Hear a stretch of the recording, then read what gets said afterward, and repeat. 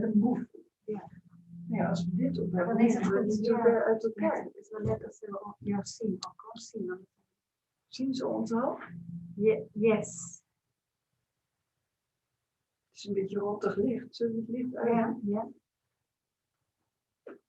Beter. Wat blauwer. Zit erbij. En hebben we een klein lampje?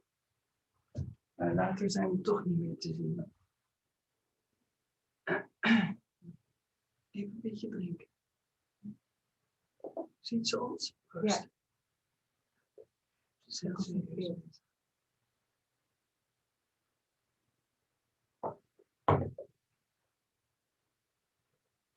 Horen ze ons al? Yeah. You hear us well, right? Yes. It's just we're mute. Who's with you? Yeah, it's perfect.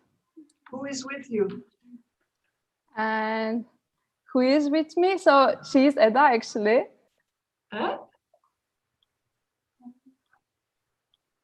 We see a figure with you in your space, but Yeah. She's Eda, so she is also attending. Now we are together. We are trying to manage the connections. Yeah. Ja, ik kan ook het lakje proberen, maar het geeft ook vanuit. Ja. Okay. Eda. Aha. Yeah. And hi everyone.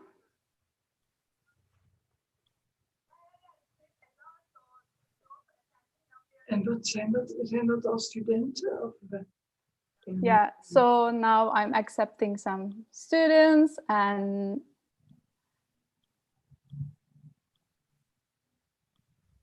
okay, now I'm starting now. Hi everyone.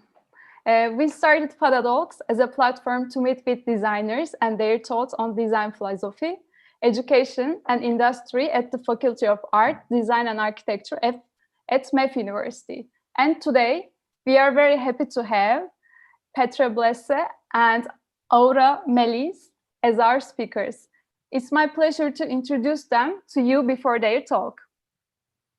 Petra Blaisse started her career in 1978 at the Stedelijk Museum in Amsterdam in the Department of Applied Arts.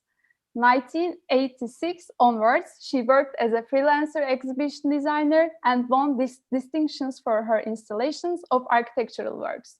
Gradually, her focus shifted to use of textiles, light and finish its interior space, and at the same time to the design of gardens and landscapes. In 1991, she founded Inside Outside. The studio worked in a multitude of creative areas, including textile, landscape, and exhibition design. Inside Outside works internationally on projects of increasing technical sophistication, ambition, and scale. Blaisse has lectured and taught extensively in Europe, Asia, and the United States. Her work has been included in numerous design and architecture exhibits internationally. In 2000, a solo exhibition on Inside Outside work was organized at the storefront for art and architecture in Soho, New York. Aura Melis was born in Venezuela and studied architecture at the Technical University of Delft and the Faculty of Architecture and Urbanism in Sao Paulo. During her studies in Delft, she did research for publications on Dutch landscapes and was the editor of 2 editions of the Architecture Annual Book for her faculty. In 2003, she started her career as an independent architect with projects bridging urbanism, architecture, and design. Highlights include the design of the slow globe lamp for Druk Design with Next Architects, a publication on highway designs for Atelier Rijksbouwmeester, and several master plans for Amsterdam North in collaboration with Stithout as architects. In 2005, Aura joined Inside Outside as a lead designer on landscape projects and master plans all over the world. In 2011, Aura restarted as an independent architect collaborating with UN Studio, Bentham and Correville, Ruby, Van Den, Munkhoff, and Remenwisch, amongst other on complex interior projects of big office buildings. She also designed and built several private houses together with Barent Barent Koolhaas, focusing on the relation between the interior and its surrounding landscape. Auris is also teaching in the Interior Architecture Department of the Royal Academy of Art in The Hague. Besides teaching, she organized exhibitions and excursions together with the Academy's international body of students and become part of the department's think tank. In 2014, Inside Outside and Aura started collaborating on an architecture project in Berlin. The possibility of making architectural interventions as a part of the repertoire of the office becoming promising new challenge to both Inside Outside and Aura, eventually leading to Aura's partnership in 2016. We are delighted to have Petra and Aura in FADA Talks among us today. Now I'm letting the thing to you. So, yes. How many students are listening to or looking at our presentation, you think? Now from here, we are 50, and both academicians and students are here, but I don't know about the YouTube. I think nearly 20, 30. So 50 here and 30 on YouTube. Yeah, just to have an idea. Just to have an idea, yes. Because we see only 3 people, so I'm not sure. Is it for 3 or is it for? That's 53. Oh yeah. Yeah. Yeah. So you can start. Yeah. Yeah, you can. Okay, start, so sure. you see the screen, right? Yeah. Yeah, it's perfect now. The connection is also good. Okay, so we're a design and architecture studio for interiors, exhibitions, and landscape, as you already told. And we are based in Amsterdam, and we just moved 2 years ago to this new place. And our team is partly stable and partly people come and go. Of course, that's a normal thing. So we are now 3 partners. You met Aura, is sitting beside me, but there's also Jana, who is a landscape architect. So the 3 of us are actually leading the studio. And Peter Nisse is very long a collaborator, and Napsika from Greece, and people from everywhere, Poland, Italy, etc. So we all have different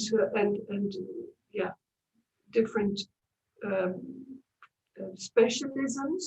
We are writers, designers, music makers. Some people are also actors besides the job here, etc. So we are also inspiring one another, not only because we are different cultures and with different backgrounds, but also with different interests.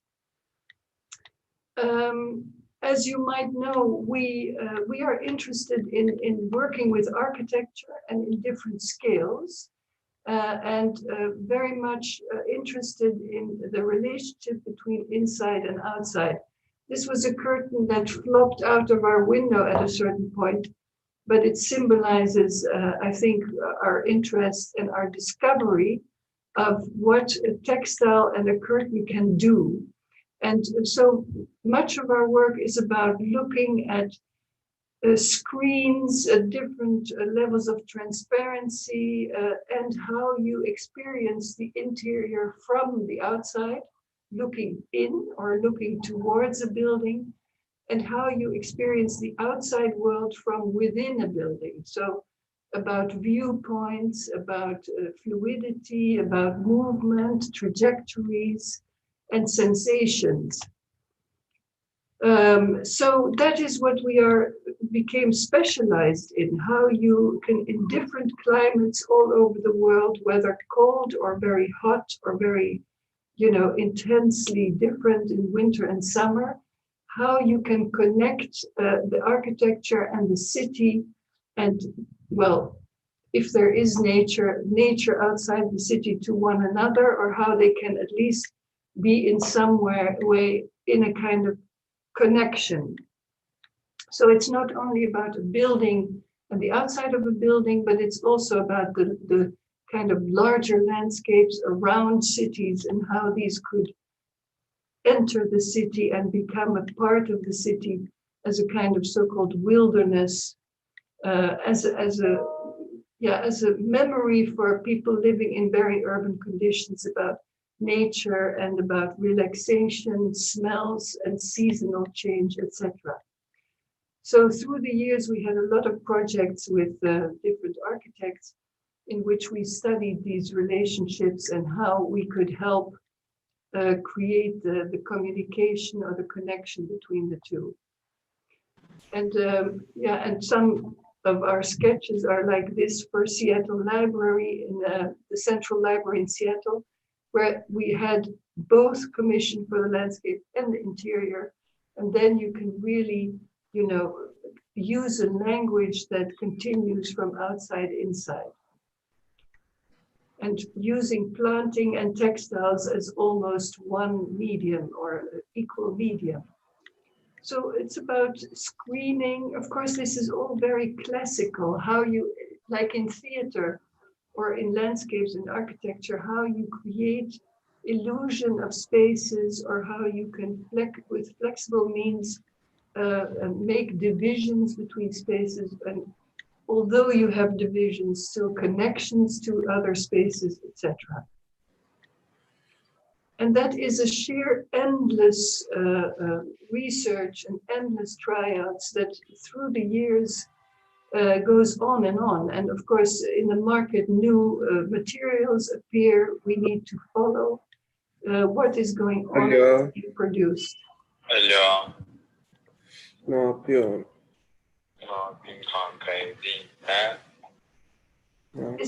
Would you like to ask a question? I'm hearing some voices. Would somebody like to say something in between? Okay, so our work is about discovering what certain materials can do, what their character is, how we can manipulate existing materials, like cutting, printing, knitting, knotting, adding, layering, opening up. So it's a bit like in architecture, where you need to get to know your materials and how they behave after a certain manipulation.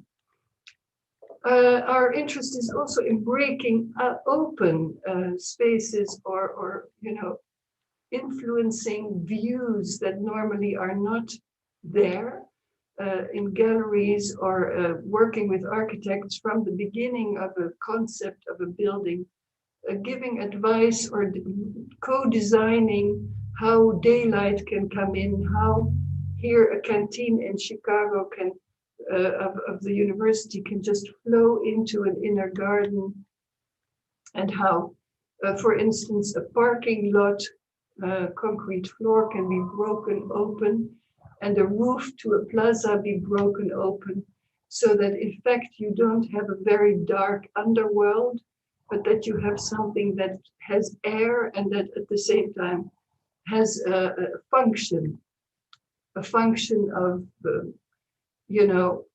identifying a place, but also creating a division, in this case, between two kinds of parking lots, private and public, and also adding trees and life to a very harsh and urban plaza. Light, daylight, how you can use it to create transparencies, unexpected transparencies, also create illusion of space behind where there not necessarily is any space. Shading devices that not only shade, but also have, a story to tell. Here in Madrid, where actually there is a fantastic nature all around Madrid, where birds, migrating birds rest. We symbolize them as a form of shading. And because of the sun, the forms, the shapes of these birds are also traveling in the interior. So opening up buildings and sites and views, but also in our curtains, for instance, yeah, kind of effects that are unexpected and ever changing because of the sun or light changes. Of course, curtains create spaces and fence off spaces, and the search, the ever going on search for material combinations, and for instance, the use of reflection. So not only transparencies and openings, but reflections, you know, what is the effect? How can you enlarge your world or create connections through these reflections? And this is again Seattle, where the nature enters in and where we created these carpets. They are project carpets. They're very sturdy and you can clean them. They're anti-static. They have, of course, a very acoustic effect on the space, but also an effect on finding a place in a very large open area, and also as a kind of wayfinder following the carpets into the building and through the building, where actually the colors become warmer and warmer as you go in. Reflections creating also this total fluidity between interior and exterior. Here we had a commission in Rotterdam to redesign for 6 months a museum house called Sonneveld House in Rotterdam. It's owned by the Architecture Institute. And this is how the museum house is presented to the public. You can enter it. The whole house looks as if people still live there. It's a house built in the 30s. And we said, okay, we want to react to the architecture. That's what our work is about in the first place. So not adding objects or designs, but just kind of exaggerating the mentality of the architects of het nieuwe bouwen, which is light, air, and space. Yeah. Licht, lucht en ruimte. Yeah. Light, air, and space. And so by opening up the windows and by taking out everything on the floor and replacing it by mirror, you create this kind of expansion or an exaggeration of this whole mentality, which was very new and modern in the 30s, of this light, air, and space. So here, daylight flows in and reflects the architecture and also gives away all the secrets of each object, which was actually interesting to discover. So it's meticulously done. It goes under every object, even the heater and the toilet and the bath. Everywhere we put these, it's actually PVC. Yeah, it's a plastic material. It's a plastic layer, plates with a polished metal foil on top, and on a wooden floor, and so it's also deforming the objects a bit. So reflection can do a lot and can add a lot.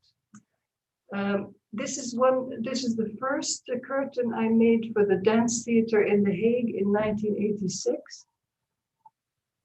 86, 87. And then you also see that reflection is important, but also the movement. So curtains are not only made because they're soft or flexible or interesting to look at, they also are absolutely about movement in themselves. What I think is important also for your profession is the manipulation of light. So sometimes you have to really exaggerate or manipulate daylight, how it comes into a space and creates a very lively, ever-changing environment because of shadows and because of the time, you know, that it starts in the morning and of course it gets darker and darker, and because of the weather that influences your life inside and the whole experience of the interior. And of course, light can also be projected and create images on a space. Yeah, then these flexible screens or walls create their own spaces. So what I call the emancipation of architecture. They don't follow the architecture necessarily, but they create their own architecture in a way, and they can have a lot of different roles to play. Like here in the Kunsthal, which is a project from the early 90s, where I made a curtain that actually rolls up as a kind of tree trunk or evening dress. And then when you unroll it, it creates an auditorium. And it's also, these little rounds are speakers, so it's also a sound curtain. So the high tones, somebody gives a lecture or there is some performance, come out of the curtain that is enveloping the public. And so, yeah, these spaces can be all different from inside and outside, and they have their own acoustic quality and spatial quality. And sometimes they are very transparent and playful, or very chic in a bank in London, for instance. And an important tool going along with this flexible screens, curtains, drapes, or whatever you call it, is, of course, the track. The track system, which in the Kunsthal, what I just showed you, was really integrated in the ceiling when the roof was made of that building. The track was literally poured into the concrete with the concrete. Here it's put later on, as you can see. But of course, the track choreographs the movement and the shape of a curtain, but also at the same time, the movement of the people around it. So here you see again a track system, all made to size, all specifically actually invented for a certain site, and sometimes integrated and sometimes not. But already if you see a track or like this in the Venice Biennale in 2012, it suggests something. It suggests an effect or coming scenario, even without adding the curtain. And this is a little film which shows in the Biennale in Venice a little part of the movement of the curtain that we made there. This curtain was actually moving in the space of the Rietveld Pavilion. Rietveld Pavilion, which is also very modern in the sense of everything is square and everything is a multiplication of size. This curtain changed the space 12 times, creating different forms. So the track and the curtain create worlds and backgrounds and trajectories in themselves, as also the paths in a landscape, which is of course a very old knowledge that in every culture, the path creates this experience of a garden or a landscape. It brings you up or down, it brings you through a certain condition, and in walking that condition, you have different experiences and views, both visual experiences, acoustic, smells, etc. So we use the path in our projects, and that whether it's interior or not, the trajectory is very important. How people that inhabit your space or your design, how they move through that space and how they go from one experience or room to the next. And that is in landscape as important as in the interior. So these trajectories can be very businesslike or straight, very romantic or very absurd or very necessary. If you go up a mountain, you need to zigzag, but sometimes it's also a kind of fantasy that you want to exaggerate a movement. Or it can be very efficient and bring you from A to B in a straight line, like here in the park of Milan, a 10-hectare public park that we designed, and that has been opened in late 2018. The paths actually bring you from one important point to the next. And therefore they are the connectors for all the areas around the park, from a station to your work, from your home to the shops, etc. But you can also go left or right, so you have a choice of making it as complex as you wish, but you can also use it as an effective connector. Here in Kowloon, where it's also, and here, for instance, it's a very romantic path that you don't need to follow. You can walk everywhere, but the path is more, a storyteller and a connector, in the sense that the path meanders from one entrance to the next and to an exit, to an entrance of different faculty buildings of a campus, a university campus in Amsterdam. So the path can also show you around, and it can be a shaded path, like here, three-dimensional, actually really made by trees. Or it can also be, like we did in Milan, a fence, a necessary security fence that we don't like, because a security fence always looks like imprisoning someone or having an inside and a definite outside. And so we designed a social fence, a fence where you can sit in on both sides, so that you don't really know what is inside or outside. Also corona-proof fence, a corona-proof You can fence. sit from both sides on a certain distance here. Yeah.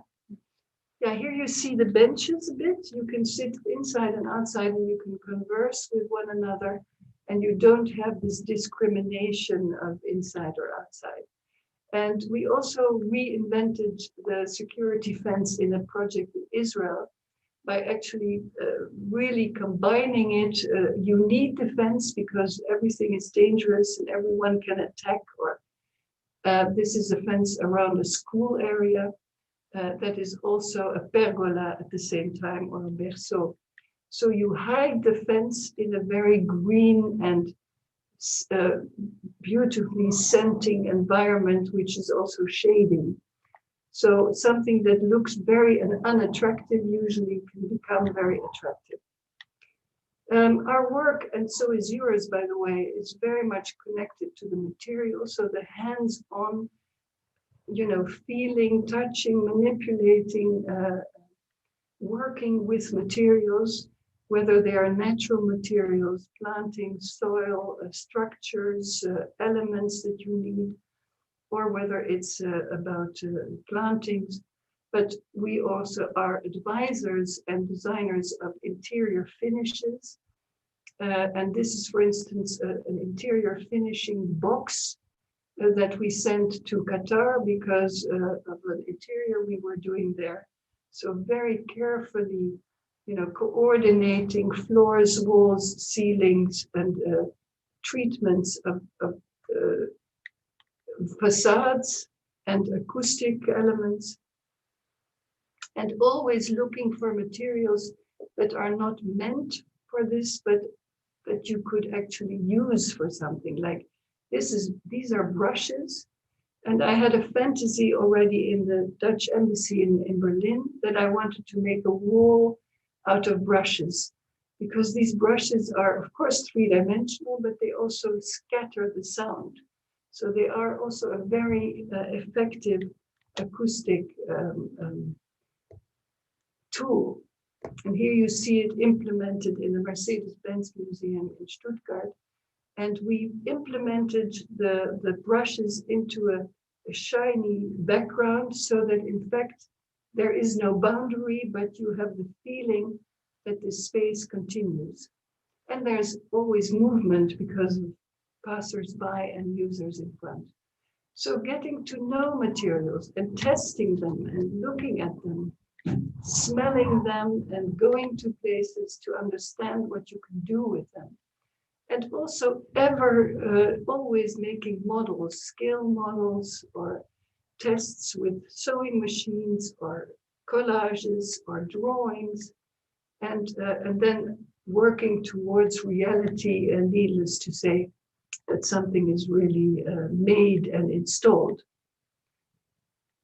I think working with scale is very important in our work from very small detail to large and distant.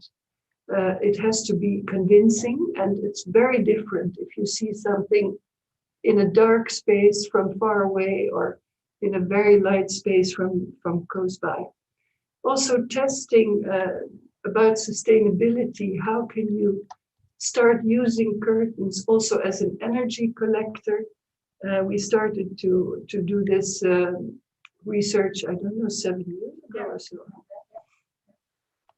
And to see how we can, if you have a large facade, a glazed facade in a warm, not well, you don't need sun actually, you need light. Why don't you use that scale and that, you know, that's opportunity to collect energy and to feed the building in some way or another? So we're all, of course, many fashion designers, many designers are doing research in this direction, but the difference for us is that it has to be really large scale, so that it has to fit into the architectural realm in which we work, and preferably outside and not inside. So manipulating things that are not meant to be the way that you usually see them is one of our fun parts, don't you think? It's just fun, you know, to make a cushion of grass and then to sit on it and enjoy it. Yeah, many different gardens are a bit like interiors. They are so in such an urban condition, in such a harsh environment, but they are necessary, these green elements, because of water absorption and containment of water. So that water is not, flowing away at a few times that it rains in some parts of the world. They are hiding things, green and landscape. And of course, in the interior, you have that also, that materials can cover conditions that are not in themselves incredibly attractive. But these are exhaust chimneys from the parking below, enormous structures. That we turned into green walls, especially in Asia, but I think everywhere, the interior plant is getting more and more popular. Yeah. Right? Yeah. Do you have a green interior by now? Not yet, but indeed it has it's and definitely also in the Chinese culture. Yeah. If you don't introduce it, they will introduce it in some other way. Yeah. I think so too, but in Holland at least. I'm not sure about Turkey, but if I see a younger generation I visit, then you come into a kind of rainforest before you reach the kitchen. It's unbelievable. Anyway, so we also need to make interior gardens, and maybe you also are familiar with that. You will get that more and more, especially also with this corona. People really feel they need healthy, you open the window, but you also need plants to clean your air and to keep you company, and to have something to take care of also. Anyway, we also designed the roof garden of Shenzhen, and that also looks more like an interior. It's based on a medieval recipe for decoration. That's actually where I got it from, in a very old book showing architecture decoration techniques and ideas.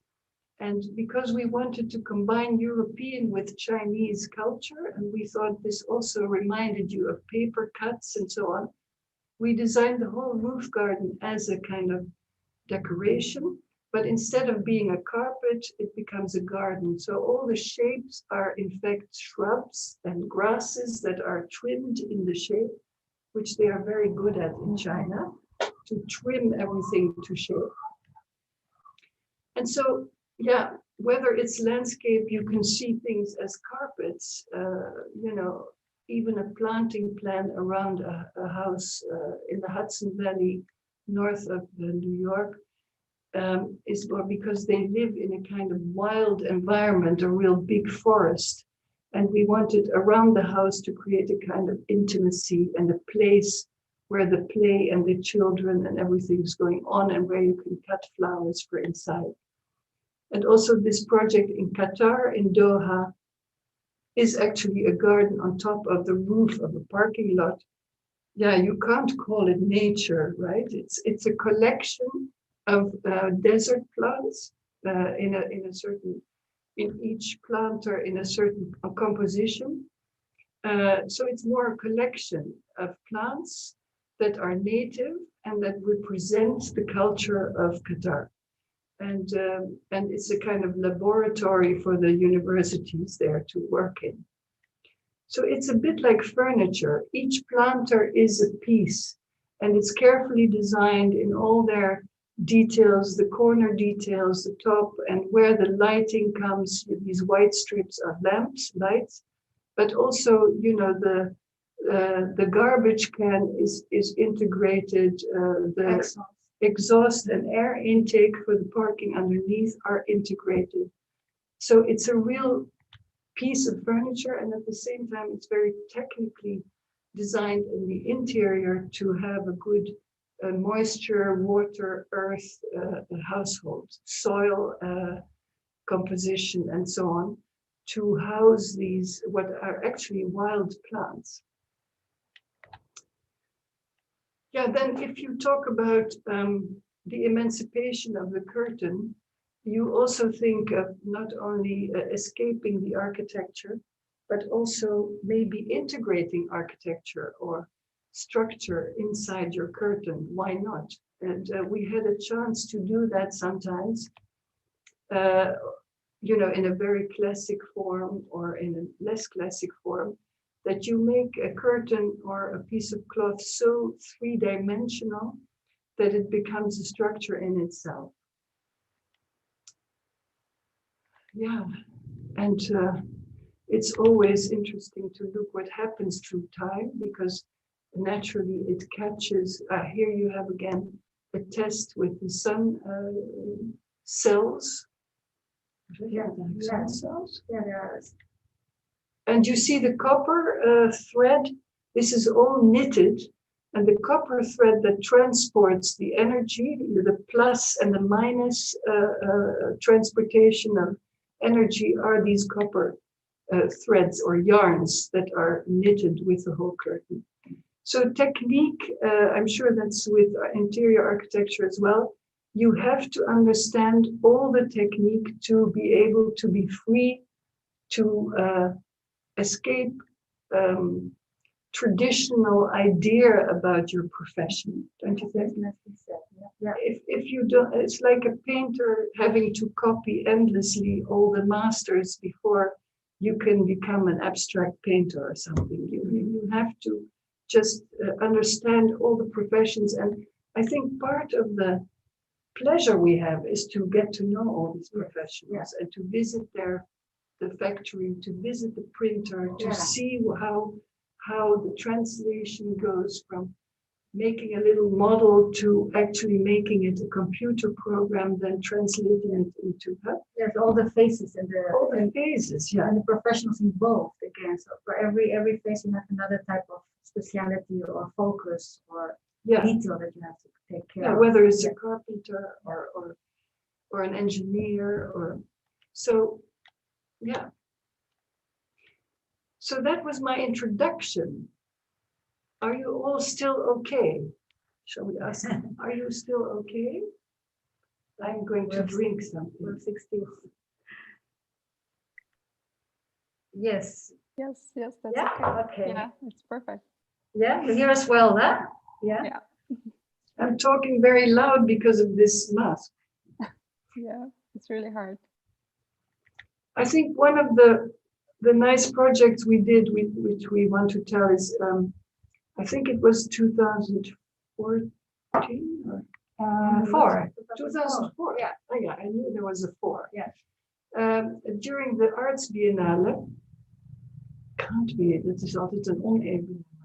Anyway, Arts Biennale in Venice, we were invited by a curator called Francesco Bonami, Italian curator, to become one of the artists that designed a pavilion for the garden of Villa Manin. Villa Manin is this beautiful building, and Francesco Bonami made an exhibition there with Caspar Koenig's collection. And outside, of course, there's this beautiful garden, and they wanted to create these artistic pavilions, so that kind of sculptures that you move through the garden and also have experiences. And we said, well, we are not sculptors nor architects, and we are about movement and flexibility. So we created a personal pavilion, 57 of them, because we had 60, but 3 of them were damaged. Wearable pavilions in the form of a parasol, a small parasol. We bought 60 of them and took off the original cover and exchanged it for a silver foil. And the silver foil was also perforated so that you had organized views. In themselves, the foil is translucent. It's like a sunglasses, but then over your head, so it protects against the sun. But you have these viewpoints where you look into the sky. And we also designed, we had made these circular stainless steel plates with big pins underneath that we put into the landscape. So they were like water drops almost that led you through the space. Here's our production line in our studio. And here you see how people take them and walk with them through nature, and they are protected, but they are also almost invisible because it reflects from the top, it reflects the sky, and from underneath it reflects the ground. And these openings create beautiful sunspots on the bodies. So you have a very many unexpected effects, in fact. Yeah, and these mirroring plates in the forest were unbelievable because they create a kind of 6th dimension. The trees are all of a sudden growing downward, the sky is underneath, etc. And that was nice. Then we worked on the villa in Bordeaux with 2012. That was the redesign data. It was much earlier in the beginning, where I was asked to join the team of OMA, but also Maarten van Sevelen, the Belgian designer, and Vincent de Rijk, a model maker who works a lot with resins, acryl and resins, to influence the exterior, which was a kind of wilderness, to create a kind of garden atmosphere around the future villa, but also to work on the interiors. So this is the house. And these were all designed because this was like a forgotten forest on top of a hill. We couldn't even enter it. So we had to build literally inside this forest a scaffolding to climb on top of the scaffolding to see where we were. And Bordeaux city was down there, the river was underneath. This is on a higher point looking out. So we had to really open up the forest to create the opening for the house. And we made, again, as usual, first the track composition to understand the movement and the necessity of protection from sun or light or privacy, etc. And I also thought it would be interesting to have a track that moves from outside inside and from inside outside, literally, but also to make a double track so that you could not only hang curtains, but also art pieces. So you would have in this very modern house 2 layers. One would be textile and one could be paintings or drawings or something else. And these 2 tracks move outward, as I said, and so that your curtain and your art can go outside. Then this is the bathroom and the balcony. And in 2012, the owner asked us after 12 years, I think, to redo a lot of things. I think you will have that also in interior architecture. You're not done when it's installed. In gardens, it's even more intense, of course. Everything starts once you have installed it. Then the whole thing is a beginning. In interior, often with these kind of materials, they are bound to wear and tear, and so you have to always go back to it, or the people change, of course.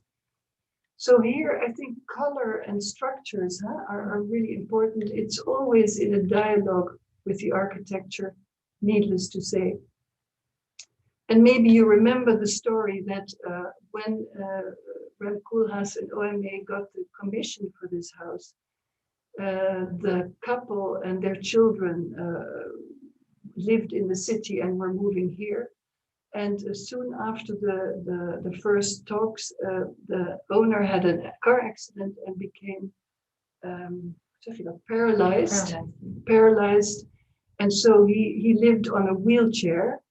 And so what OMA designed here was this square, so not a little elevator, but a whole room that a plate that moves vertically through the entire house. And the owner also asked for a very complex house, so not a house necessarily for a handicapped person with one floor, but a really complex house, because he knew that he was going to live there and wanted to have a lot of independence and experiences. Anyway, so this platform is there, and so the carpet, of course, continues over the platform and moves with the platform up and down. Here you see a bit how this curtain works. This is a new curtain, more present, because the lady living there, the owner, becomes a bit, moves through the years and wants a bit more protection. And so we created this curtain that, kind of contradicts the architecture or enhances the architecture, complements the architecture, has a dialogue with the architecture, and is something that is completely manipulated by hand. We have outside curtains, so the white one comes out from inside, but this is an exterior curtain, which is actually a mosquito net that protects against mosquitoes at night. And then inside we have a lot of different experiments. Experiments. Yeah, really experiments. Yeah. How to stop the light in a bedroom in a different way. Exactly. They're all darkening so that people can sleep. But of course, when the sun rises, something happens. And yeah, that's maybe our obsession of not closing off too much. And there are always little slits and things happening. And choosing materials such as this lacquer plastic, which reflects light and movement, makes it a lively environment. Well, maybe you tell something. I'm taking a pause. I'm taking a break. Well, with Casa Musica, it's a really interesting project in the sense that if you visit Porto, still till the day of today, Porto has a certain scale, a certain color, and this project, this cultural space, really central in the city, has really a scale of its own that connects with the city through its surrounding landscape somehow. So it is indeed as if it's landed in this place, but the whole landscape around it, this travertin, fluid plaza, really connects and opens up and has openings for parking, but also really, it's like a base, like a blanket above the area. And this is something that we also were part of in this project. Petra and the team was really part of the whole concept of how to deal with it together with OMA. It's a really collaboration. And I think it's also really nice to say that inside outside, and I think that's a privilege, indeed something really interesting that we've had the chance to really get involved in projects in a really early stage. So It's not a, we don't come as a landscape architect at the end of the project once it's done, or as with the interior once it's finished, but really we're part of the whole think tank of such a project, and that creates more dimensions and exciting moments. And this was actually recently, a few years ago, when we visited, because it's a project from 2004, but you see it's actually how it's used, even in a rainy, gray day. This surface with its movement and different heights, it reflects the sky in a different way. It's a really an exciting space. And well, here we are inside of Casa de Música, and you see that we also gave advisory on the materiality, you know, how the shine of it and how to go about it, and also in this beautiful big theater.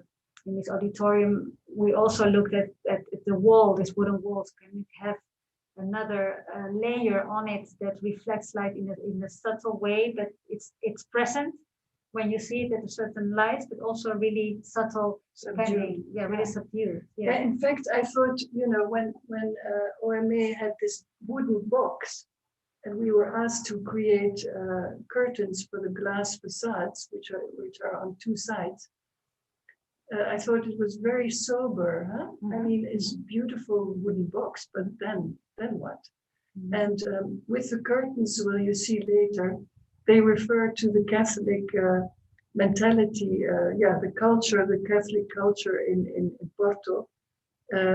This golden, actually enlargement of the wood grain. It's real gold leaf, but put on a very simple base material.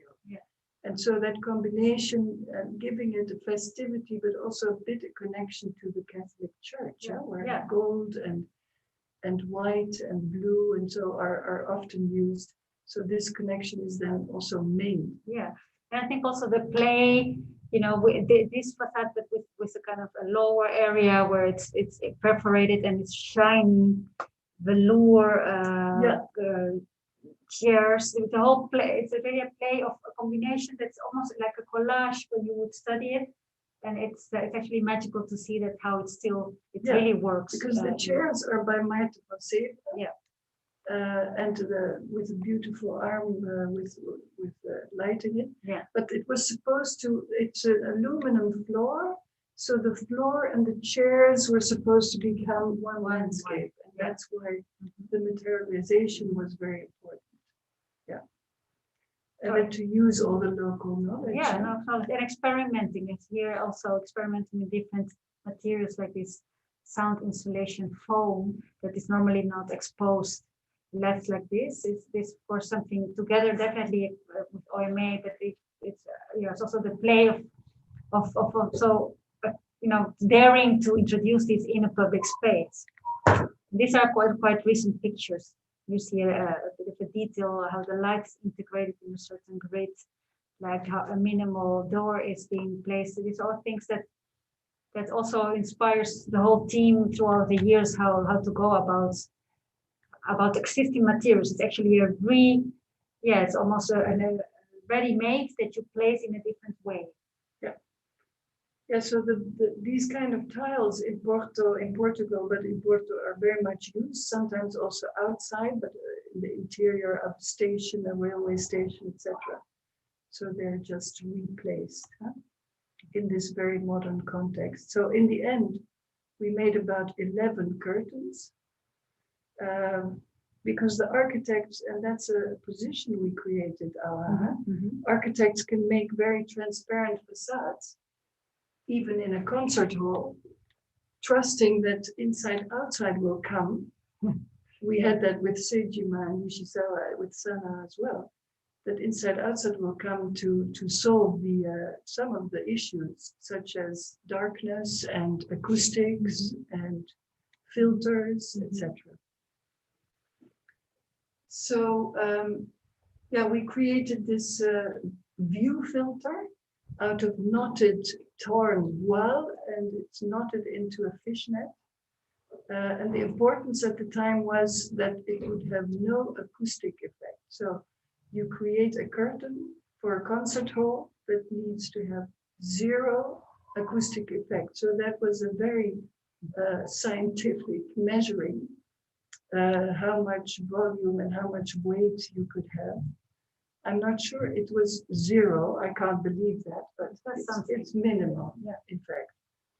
And so this is what I meant. This is actually referring to the Catholic culture that women wear white lace over their hair in church when they are not married and black lace when they are married.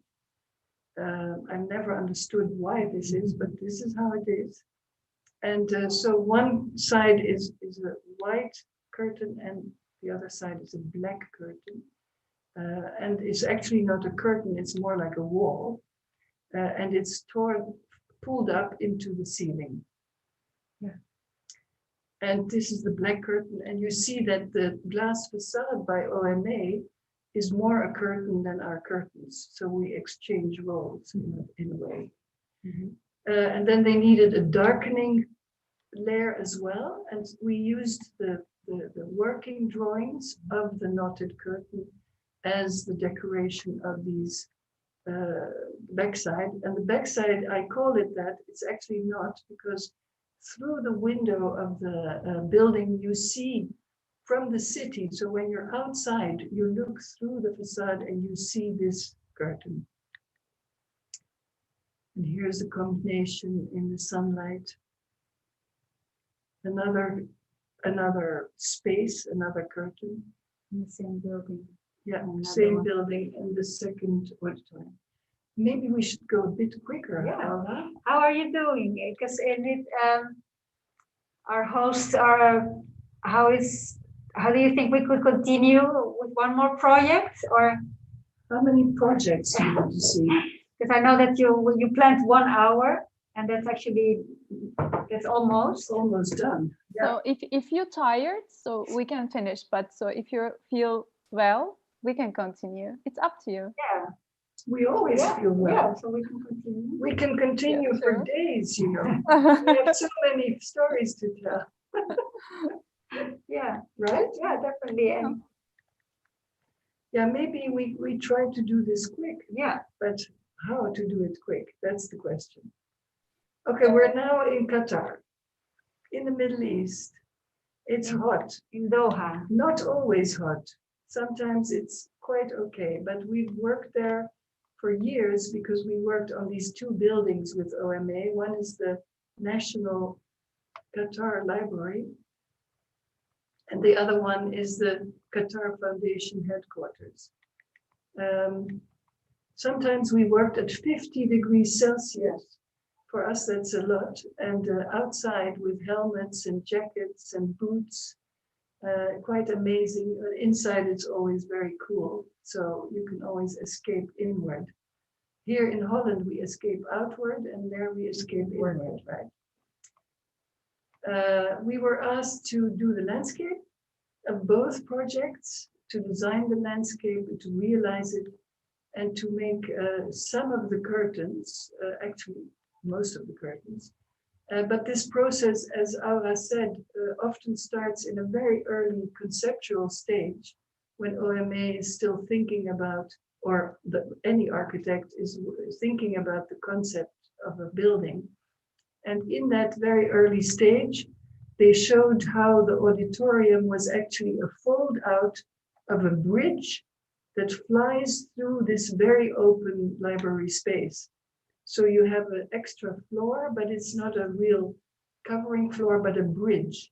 And that bridge is cut out and folded down, and that is what makes the seats of the auditorium. Mm-hmm. And so at the time, I thought it would be nice to create a curtain that follows that shape, actually, the diagonal. Yeah. And so it was decided to make a steel structure, and that was all thought out by the architects and engineers that would be connected to the columns in a very ingenious manner and would follow that, hoe zeg je dat nou? Die schuinte. Yeah, the angle actually. The angle. Yeah. Exactly. That's the word that I was Yeah. looking for. So it followed the angle. And okay, so that was made. And then I thought 10 years later, or 7 years later, when we finally got the Arts Commission, we were part of a kind of competition, which we won. When we were asked to make the curtain, I thought, we are so stupid. I'm so stupid that I thought of this curtain in a diagonal position, because a textile really needs gravity and hangs straight down. And if you hang it from like this, it will behave really not very beautifully. So we had to find a solution, and we did a lot of tests. And then with the textile museum in Tilburg, we developed a cloth that in itself shifts. So the yarns, in a vertical way, the yarns are so slippery that they shift in themselves. So if they hang horizontally, they are like this, but if you hang them diagonally, the yarns shift in relation to one another. So that was a kind of engineering within the cloth. So if you have shifting, very slippery yarns in the vertical direction, you need to, of course, connect them in the horizontal connection. So indeed, like weaving, and it is weaving, you have a yarn that connects and stabilizes, and you have a yarn that wants to move. And so to find that equilibrium in a cloth was actually the whole 4 years, no? It took years, yeah, because you have to, here you see what Really we well, did. yeah.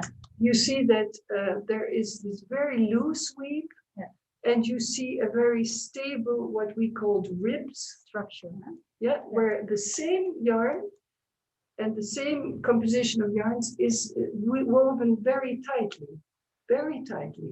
So these ribs, these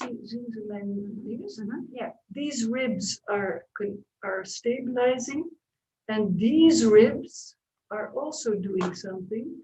They are helping the direction of the shift in a certain position. Here you see also a bit, this is very tight, and this is very loose. And these are obviously the slippery ones, and these are obviously the not slippery ones. And no, we're not even talking about the design, but there was a whole process about the design, because you are in a culture which does not want anything that really is a realistic representation of anything. So we were talking about language and about poetry and about symbols. But all of these things the clients would not accept, until we came with this very abstract idea to represent the starry skies of the desert. But then in what I call the Dutch way, in other words, very linear, in a very linear manner.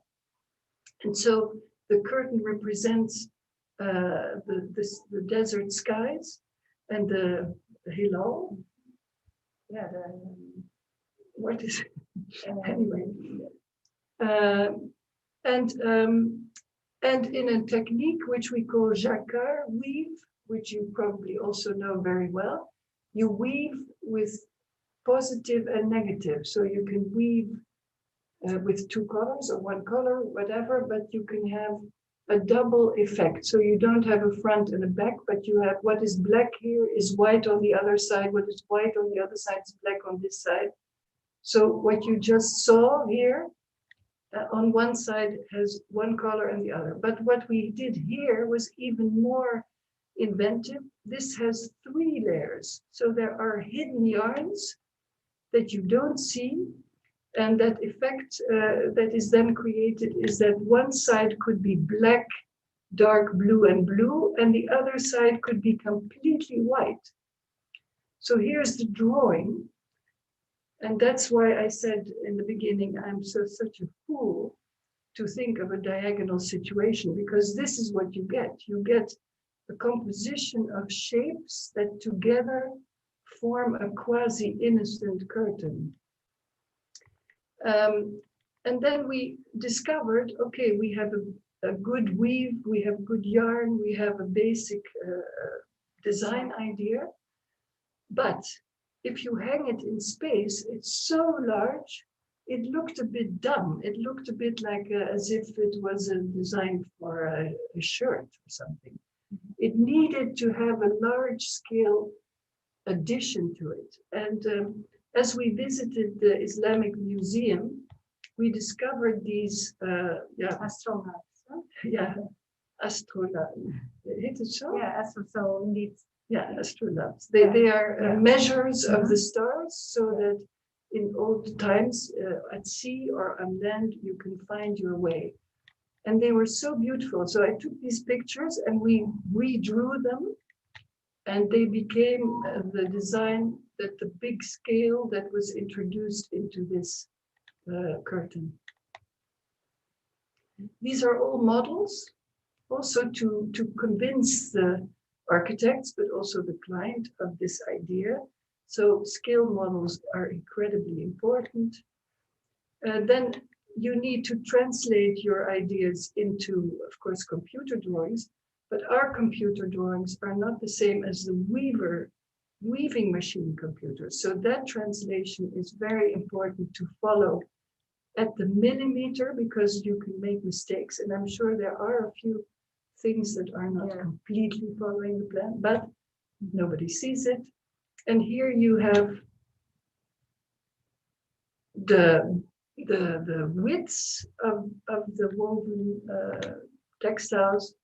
They need to be stretched and treated for fire retardants, then packed, and then sent to the seamstresses, because you have rolls and rolls and rolls of textile, but you don't have a curtain yet.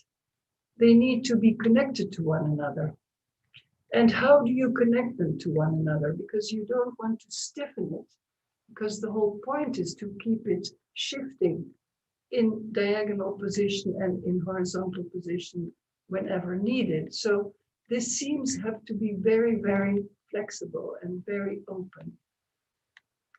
This is a test hanging in the building, because we also needed to make emergency exits. So there are real openings like doors. And here we are at the production company where they really make the textile into curtains. And here we do the last tests to see if everything is okay, if there are no mistakes. And here it is hung. And we are hanging it ourselves with lots of people, because you understand these curtains are very, very, very heavy, and they're large and heavy and slippery. Thank God. And they need to have an organized pleat. So you have to connect each carrier with the other to have a pleat. And men are very good seamstresses, of course, and it's all seamed on site. So the bottom is done on site, cut and sewn on site, which was an adventure in itself, needless to say, because of the slipperiness of all the yarns. And here it's done.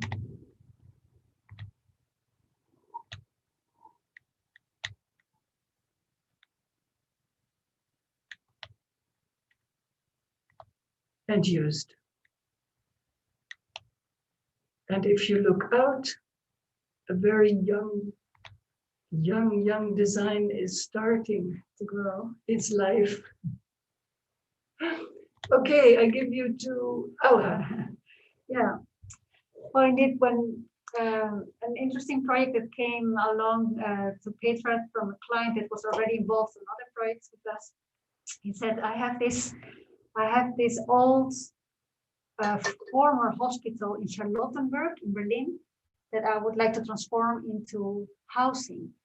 And he asked us to make his own private house on the top, on the attic of this building. It's from 1910, something like that. And he asked us, like, could you do something for me? But I'm in love with that space. It's really in the central area, completely at the top. of actually a whole, besides the hospital, there were also plans to make new housing buildings around it. So he really wanted a view over the entire area, and you can see an enormous scale of the building and a really classical type of building where we were asked to do something at completely at the top. This is the actual situation of and the aesthetics of the space. And what was interesting to understand indeed that the attic of such a space, and you can imagine it's in central attic, so it's around 500 square meters. And he said, I want to keep it like this. Actually, I love it how it is, but I want to live in there. So for us, it was a chance like, well, that's perfect. So that means there's an outside inside of a roof, under a roof, and you want an interior, but you also want it to be outside. So we started to experiment and think of what shall we do? What can we introduce in that space? Could we make a house within the house that is some way protected and that we can leave the space around untouched? So these are part of the testing and experiments. Actually, during the process, we started also to do scale studies. I think was also something really interesting for all students to always keep on doing scale studies, because in this case, we were thinking already of a glass house or something transparent to allow the view towards the attic surrounding it. So we started with some different studies, and actually by accident, we placed the glass house, a famous glass house pavilion from Sir Philip Johnson. We placed it inside of the attic with the surrounding landscape in it. And actually the clients completely really liked the idea. Said, well, this is, I really see something like this happening in this space. So it was the first intuition that we actually really started to build. So here you see the idea that there is a glass house that is warm, is heated with a floor heating, totally out of glass, and then with a cold landscape inside of the attic surrounding it. We could turn to a garden on one side, the balcony towards the north, and also in a cupola space, in a small, really nice space within the building. We also thought, well, the bedroom could have its own private area, so you could actually, you should actually go through the garden towards your bedroom, and we thought it's a romantic idea, and the client supported it. So, but besides, of course, cutting within the structure, something that we needed to do is also how to bring light. If we make a garden, we need to open it up somehow, and also the heat has to go out in the summer, but also light has to come in. So we started to collaborate with engineers. You also see a study of first of all, to get a grip on the whole attic, we needed to make models to understand which beams are carrying, where can we cut, what can we do. And so this is a part of the process. And you see a visualization where we say, okay, there's a glass house, there's also a roof, and that roof should also be accessible to be able to even get closer to this space. Yeah. And we have indeed ridges of really, we're talking about 25 meters high and 18 meters high. So it's an enormous space. And creating these illusions of, well, a house with a structure surrounded by a garden and a balcony. That's what you see. And to get to realization, indeed, we started to collaborate with engineers, but this is with something we did in-house, how to go through it, all the details, how to be able to cut through the building in Germany, respecting all the regulations. It's on top of the building, so a really important space as well for the rest of the space of the living areas down beneath. So these are actually visualizations that done by Arab engineers, explaining and checking how we could do these incisions, and also a study on the skylights in the roof. What is possible? How far can we go? How far can we go structural wise, but also for the municipality? What is acceptable for municipality in this area? So here you see already during construction that we're opening up and light is entering the space, and also creating new views that I think that's really something that's really interesting about designing and experimenting and being able to dare to make such a big gesture, is that always something unexpected comes along with it. So also the client had never seen this, of course, this tower from this view and the light that comes in. So suddenly new openings are there. And at the moment we're actually trying to finish the house. It's gonna, of course, quite minimal because the area is so rustic around it that inside it should be completely like white, minimal, and really straight. So here you see where we are at now. It's a structure already standing, a glass house surrounding it, and now we hope to be able to in the coming time to get it along. So this is an architectural project that is interior, but also landscape, and actually both things come together in a certain way. Yeah. Yeah. Maybe we should stop here because we see that a lot of people are moving out, and you know, it's we have another exhibition that we designed, and you know, things like that. But and another project which is a restoration project. But in fact, this what Aura was just showing is for us very exciting because it's the first time.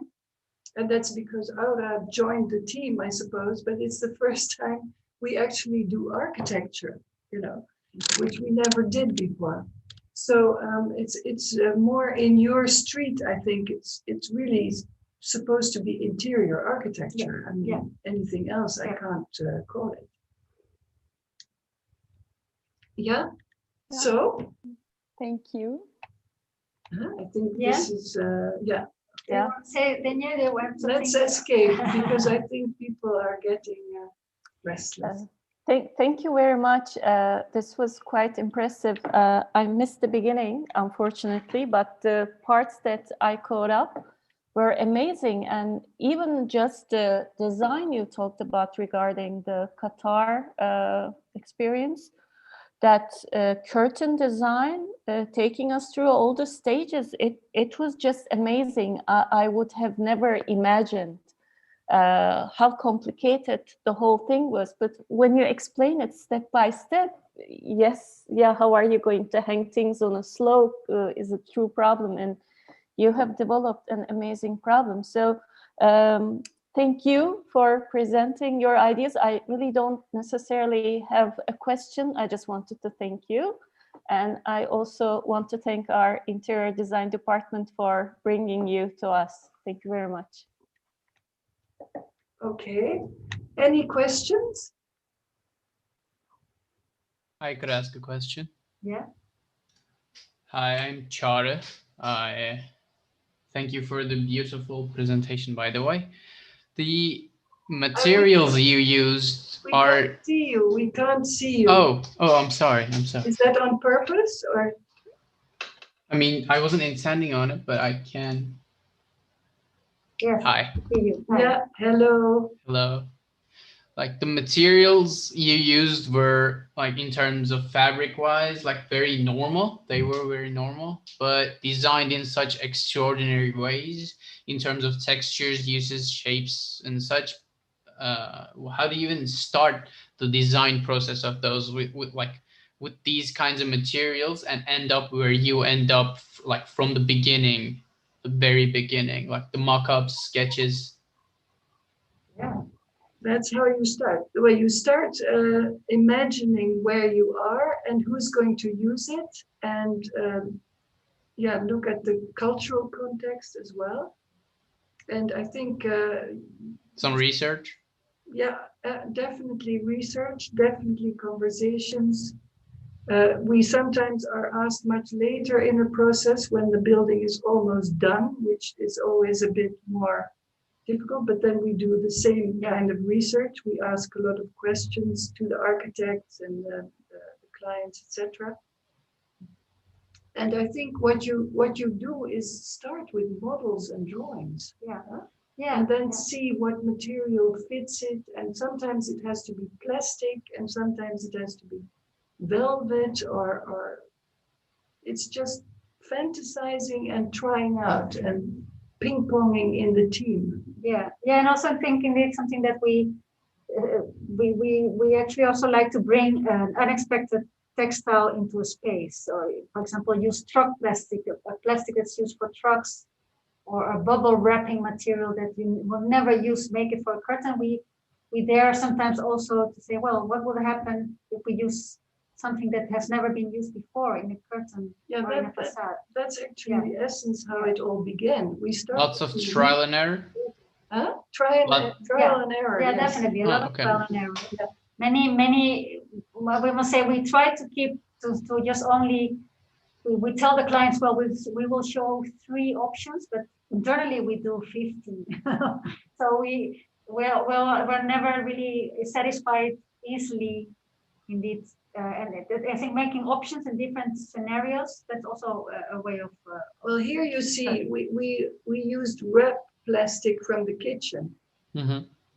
And for a curtain in New York, we used scaffolding material and plastic out of agriculture to make a huge curtain that was hanging in the city. So it's trial and error, but also daring to improvise. And could I maybe ask more like philosophical question in terms of designing? Like, what would be your biggest suggestion to like designers like us, like up and coming designers who haven't mastered the design processes or like anything yet, still learning people? Like, if you could just ask yourself, not ask yourself, tell yourself, but like 30 years younger, what would you say to yourself? I would say the most important is to dare to make mistakes, to not be ashamed of making stupid proposals to start with, because that's how it goes. And so if you're a perfectionist, I think I can call myself perfectionist. It's very difficult because you want to always sketch or draw immediately something worthwhile. And I really learned through trial and error to let go of that. Also let go of the ego, not completely, because of course designing is about, it's also about ego. You want to make something that makes people happy or that functions well, but to let go in the sense that you accept teamwork. At least for me, and maybe also for you, teamwork is part of the fun. You know, if you sit alone in your little island and try to get everything solved, it's much more free to work together with people who all have their different intelligence and different talent. Yeah. And together you have more intelligence than on your own. And the other thing is that has to do with it is curiosity. A perpetual curiosity and a kind of, wow, this is interesting. Wow, this I want to see. And I think philosophically, I think it's very important, and I'm sure Aura and Jana agree, is that you read a lot and that you see a lot and that you don't forget that everything is connected, not only nature and human, but also all the art forms, literature, poetry, film, music, sports, whatever, but that you feed yourself with culture, different cultures. I don't know, but I think because while reading and while looking, you also can relax and let go of yourself or what you're doing, and then you subconsciously get influenced and inspired. And that relaxation is very difficult if you're young. But I think I have a hardworking husband who always says, I learned most by doing nothing. Yeah.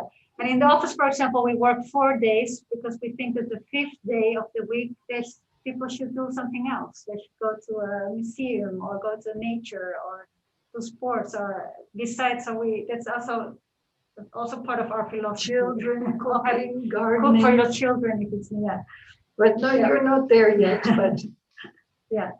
But is is that something? And what I also always think is that writing language is very important.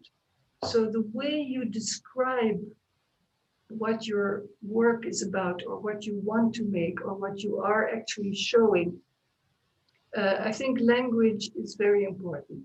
Sometimes the presentation is nearly as important as the actual product. Well, it's a beginning. So, yeah, but language is And also a confrontation with yourself.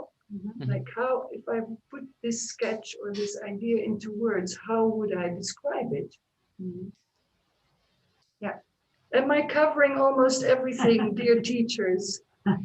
So you have to, yeah. I mean, you certainly covered what I was wondering. Okay. Thank you for that. Good. Well, Yeah. thank you. I would like to ask a question as well. I am Ahmet Sezgin, the head of the interior design department. Thanks a lot for this brilliant presentation. I really admire the character of your work and the meticulous details in them. And like Çağrı, while looking at your works, I thought you know exploited the potential of the material so masterfully. And in many ways, the outcomes are so unconventional. So what I was wondering was, how has been the reception of it, for instance, these unconventional uses of fabric by the occupants? Have you been informed of any unintended uses of them, or do your clients now begin to approach you with new ideas derived from your previous designs? What is the purpose? Yeah. So indeed, if your clients already are influenced by what you've seen of your work, or if they come blank and are they also open? You're asking about the clients. Yeah. Well, some are, and some even go so far that they say, "Oh, you know, you've done that and that. We want that. You know, we want exactly that." And then we say, "No, that's not possible." We are site-specific creators or designers, architects. So, but you know, it's very different to work in public buildings or in private circumstances. In private circumstances, you can do whatever you like, of course, in collaboration with the users and the people living there. But in public spaces, you have to do a lot of safety and security, whether it's landscape or interior architecture or an object in the interior. It has to answer to fire retardants, to durability, to cleaning, etc. And therefore, you are much more encased in regulations. And in that sense, it's very, that's why some materials are very classic materials, you know, that people know very well and that you know the performance of very well, right? Yeah. And so, yeah, that's different with each project, in fact. And we try to introduce, as you asked, I think, new materials and new inventions, or taking them out of context and putting them inside. But they have to answer to all these regulations nevertheless. Yeah. And I think indeed the people that approach us, clients that approach us, they are aware that they're getting something special in a way. It is going to be an unicum. It's going to be, you know, I think they're aware that in the office all our projects are at the front line. We don't have a project and a B project that we do aside. You know, we treat them equally as important. And I think that's something that you know, I think they can see it from the work that we've done. It's like, well, there's a certain professionalism, but also a certain artistic quality that they expect, and also a perfectionism that they know that we will never be easily, let's say, satisfied. So they come already with those expectations. Yeah, I think so. But what did I want to say? Something about, yeah, maybe also, as you know from experience, that you have so many limitations in a way in public projects that it's like a puzzle. Huh? It's like a contradictions of necessities. You want something here, but it should also do that, and it should not do that, and people should not fall over it, and do that. And so it's always a real challenge to get all the pieces together. Yeah. Anyway, I'm not sure we answered your question, did we? Definitely, Yeah. definitely. Thank you. Right.